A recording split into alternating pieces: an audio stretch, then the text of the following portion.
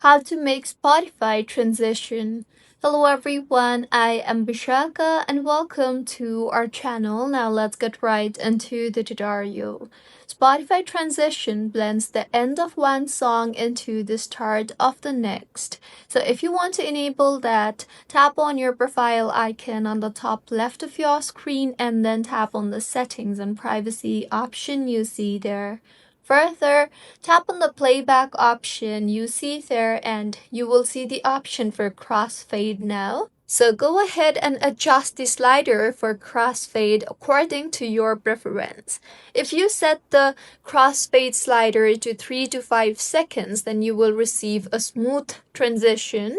If you set the slider to 6 to 8 seconds, then you will get a DJ style mix. And if you set the transition slider to 10 to 12 seconds, then you will get a heavy overlap.